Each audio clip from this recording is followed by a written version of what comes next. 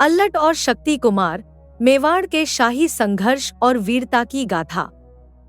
क्या आप जानते हैं कि 951 में अल्लट ने मात्र 2 वर्षों के शासनकाल में इतिहास रच दिया? अल्लट का शासनकाल 951 से 953 के बीच था और उसे आलू रावल के उपनाम से भी जाना जाता था।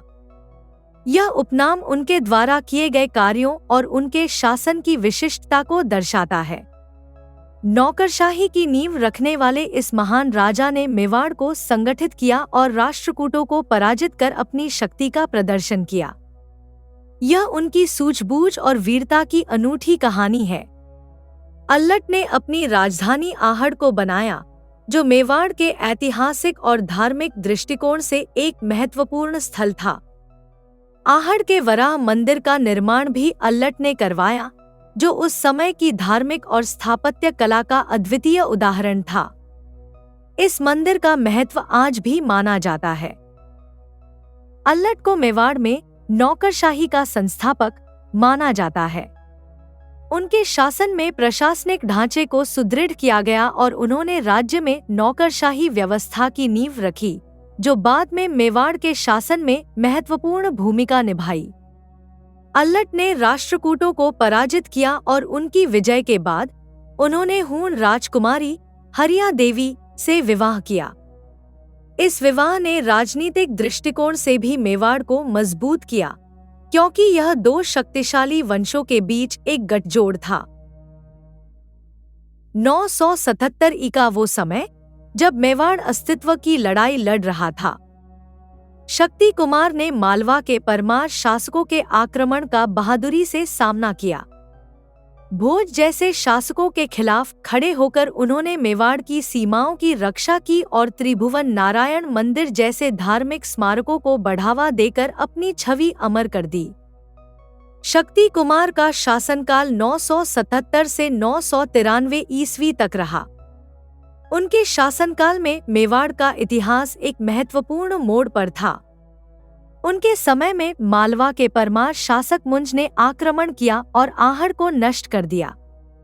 इस पराजय के बाद शक्ति कुमार ने अपनी राजधानी को नागदा में स्थानांतरित किया। मालवा के परमार शासक मुंज के आक्रमण से आहड़ का नाश हुआ और यह घटना मेवाड़ के इतिहास में एक काला अध्याय बन गई। शक्ति कुमार को इस आक्रमण से राज्य को बचाने के लिए कठोर निर्णय लेने पड़े और उन्होंने नागदा को अपनी नई राजधानी बनाया। नागदा को उन्होंने एक नई शक्ति के रूप में स्थापित किया। परमार शासक भोज ने चित्तौड़ में त्रिभुवन नारायण मंदिर का निर्माण करवाया था। यह मंदिर मेवाड़ के धार्मिक और सांस्कृतिक जीवन का महत्वपूर्ण हिस्सा बना और उस समय के स्थापत्य कला का अद्भुत उदाहरण था। मेवाड़ का गौरव शक्ति कुमार के बाद भी जारी रहा, लेकिन समय ने फिर संघर्ष को जन्म दिया। शक्ति कुमार के उत्तराधिकारी अंबा प्रसाद बने। पृथ्वीराज विजय के अनुसार चौहान राजा वाकपतिराज द्वितीय ने अंबा प्रसाद को पराजित किया था।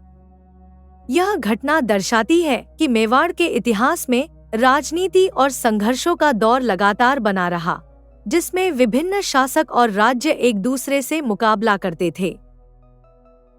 अल्लट और शक्ति कुमार की अद्वितीय वीरता और संघर्ष की कहानियां हमें यह सिखाती हैं कि राजा केवल शासन नहीं करते, वे इतिहास की धारा बदलते हैं। अगर आपको भी इतिहास की ये धड़कन महसूस होती है, तो इस गाथा को सबके साथ साझा करें और हमारे चैनल को फॉलो करें। आइए साथ मिलकर इतिहास को जीवंत बनाएं।